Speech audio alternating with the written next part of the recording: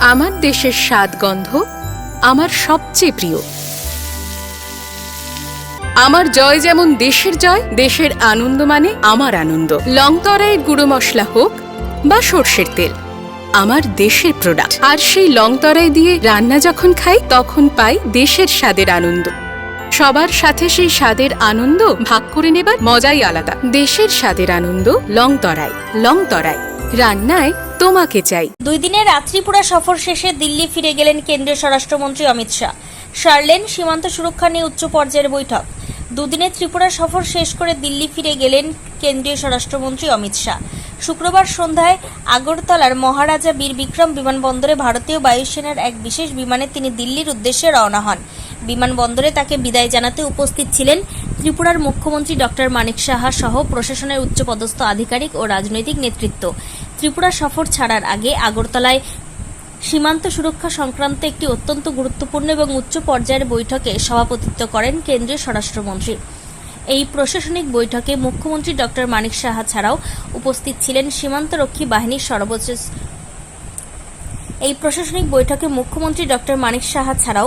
ছিলেন সীমান্তরক্ষী বাহিনীর সর্বোচ্চ স্তরের পদস্থ কর্তারা। ভারত বাংলাদেশ আন্তর্জাতিক সীমান্তের নিরাপত্তা ব্যবস্থা জোরদার করা, অনুপ্রবেশ রোধ এবং সীমান্ত এলাকার পরিকাঠামো উন্নয়ন নিয়ে বৈঠকে বিস্তারিত আলোচনা হয়। এই উচ্চ পর্যায়ের বৈঠক শেষ করে সরাসরি বিমানবন্দরের উদ্দেশ্যে রওনা দেন স্বরাষ্ট্রমন্ত্রী। 2 দিনের এই ত্রিপুরা সফরে একাধিক সরকারি ও রাজনৈতিক কর্মসূচিতে অংশ নেন তিনি। ত্রিপুরা থেকে বিক্রম কর্মকারের report, crime press, Bengal news.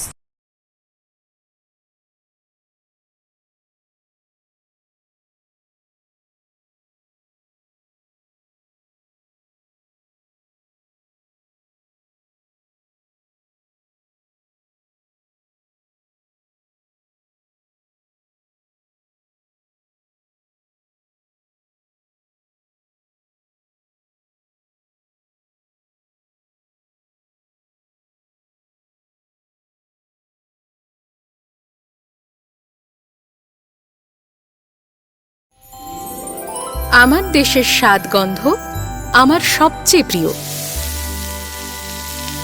আমার জয় যেমন দেশের জয়, দেশের আনন্দ মানে আমার আনন্দ। লংতরাইয়ের গুঁড়ো মশলা হোক বা সর্ষের তেল, আমার দেশের প্রোডাক্ট। আর সেই লংতরাই দিয়ে রান্না যখন খাই তখন পাই দেশের স্বাদের আনন্দ। সবার সাথে সেই স্বাদের আনন্দ ভাগ করে নেবার মজাই আলাদা। দেশের স্বাদের আনন্দ লংতরাই।